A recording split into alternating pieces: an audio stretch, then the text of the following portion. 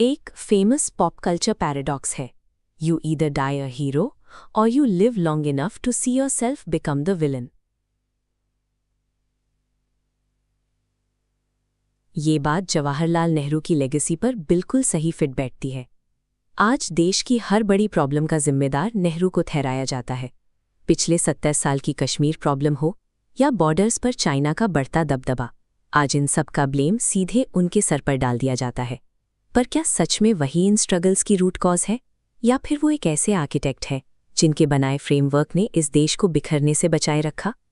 Modern India को समझने के लिए हमें उस इंसान को क्रॉस एग्जामिन करना होगा जिसने इस नेशन की नींव रखी थी। उनकी कहानी किसी आम आज़ादी के सिपाही की तरह शुरू नहीं हुई। वो मोतीलाल नेहरू के बेटे थे, जिन्हें उस जमाने में वेल्थ और स्टेटस की कोई कमी नहीं थी। He had everything to loose.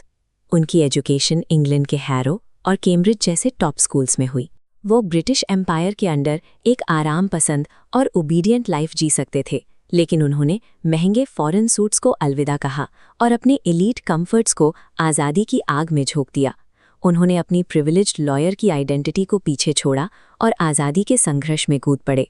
अपने मॉडरेट पिता की पॉलिटिक्स से अलग उन्होंने इंडियन नेशनल कांग्रेस को एक रैडिकल दिशा दी। 1929 के लाहौर सेशन में उन्होंने पूर्ण स्वराज यानी कंप्लीट इंडिपेंडेंस की डिमांड रखी। इस रिबेलियन की कीमत उन्होंने अपनी लाइफ के 9 साल ब्रिटिश जेल्स की अंधेरी दीवारों में गुजार कर चुकाई। आज़ादी के इस संघर्ष ने नेहरू की अमीरी को एक नया मोड़ दिया, जहां वो एक पॉलिटिशियन की जगह एक अनकॉम्प्रोमाइजिंग रेबल बनकर उभरे। अगस्त 1947 भारत आज़ाद तो हुआ, पर पार्टीशन के उस खौफनाक ब्लडशेड और डिस्प्लेसमेंट के साथ नेहरू को एक ऐसा सबकॉन्टिनेंट मिला जहां 14% आबादी भी पढ़ लिख नहीं सकती थी।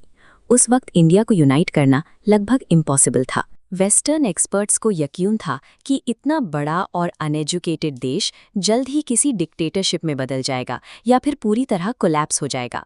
नेहरू ने इस स्केप्टिसिज्म का जवाब एक रैडिकल गैम्बल से दिया, यूनिवर्सल एडल्ट फ्रैंचाइज। उन्होंने हर गरीब और अनपढ़ नागरिक पर भरोसा किया और उन्हें पहले दिन से वोटर बनने का हक दे दिया। उनकी अपनी कांग्रेस पार्टी एब्सोल्यूट कंट्रोल ले सकती थी, लेकिन उन्होंने वन पार्टी सिस्टम को रिजेक्ट किया और एक मल्टी पार्टी डेमोक्रेसी की नींव रखी। जब पूरी दुनिया को लगा कि इस बिखरे हुए देश को एक डिक्टेटर चाहिए, तब नेहरू ने इसका मुकद्दर उसके सबसे गरीब नागरिकों के हाथ में सौंप दिया। उनका मानना था कि जब तक देश इकोनॉमिकली और साइंटिफिकली आज़ाद नहीं होगा, तब तक ये आज़ादी अधूरी है। उन्होंने हेवी इंफ्रास्ट्रक्चर पर ध्यान दिया। भाखड़ा डैम जैसे प्रोजेक्ट्स की शुरुआत हुई, जिनको Nehru temples of modern India कहते एक्सट्रीम थे। इन्हीं सालों में उन्होंने IITs, एम्स और हमारे स्पेस और न्यूक्लियर प्रोग्राम्स के लिए इंस्टीट्यूशंस खड़े किए। एक ऐसी सोसाइटी जहां धर्म के नाम पर हिंसा आम थी, वहां उन्होंने एक सेक्युलर और प्लूरलिस्टिक स्ट्रक्चर खड़ा किया, जहां हर कोई एक सिंगल इंडियन आइडेंटिटी क्लेम कर सके। बाकी लीडर्स ने अपनी पूजा करवाने के लिए स्टैचूज बनवाए, पर नेहरू ने वो इंस्टीट्यूशंस बिल्ड किए जो एक मॉडर्न रिपब्लिक को चलाते हैं। लेकिन इसी टेन्योर में कुछ फेटल फ्लॉज भी छुप रहे थे। उनकी आइडियलिस्टिक और पैसिफिस्ट सोच जियोपॉलिटिक्स की रूथलेसनेस के सामने कमजोर पड़ गई। कश्मीर कॉन्फ्लिक्ट को UN ले जाना उनका बड़ा ब्लंडर था। इसने कश्मीर को US और USSR की कोल्ड वॉर राइवलरी का परमानेंट बंधक बना दिया। और फिर वो डिप्लोमैटिक बिट्रेयल, हिंदी चीनी भाई भाई पर उनका भरोसा। उन्होंने वार्निंग साइंस इग्नोर किए, जिसका रिजल्ट था 1962 का चाइनीज इन्वेजन। 1962 में ज़मीन के साथ साथ वो भरोसा भी खत्म हो गया जिसने नेहरू की फॉरेन पॉलिसी को सदियों तक ड्राइव किया था। ये हार उनकी स्पिरिट और उनकी हेल्थ दोनों के लिए घातक साबित हुई। लेकिन 1962 की उस हार से थोड़ा पीछे हटकर मैक्रो कॉन्टेक्स्ट में देखिए, पिछले 70 सालों की ग्लोबल हिस्ट्री हमें क्या सिखाती है? दूसरे नए आज़ाद देश जल्द ही मिलिट्री रूल या डिक्टेटरशिप में खो गए, पर भारत हर स्टॉर्म के बाद भी एक डेमोक्रेटिक रिपब्लिक बना रहा। ये इसलिए हुआ क्योंकि नेहरू ने एक शख्स की नहीं, बल्कि उन अनब्रेकेबल डेमोक्रेटिक इंस्टीट्यूशंस की नींव रखी थी, जो उनकी अपनी जियोपॉलिटिकल फेलियर्स के बाद भी खड़ी रहीं।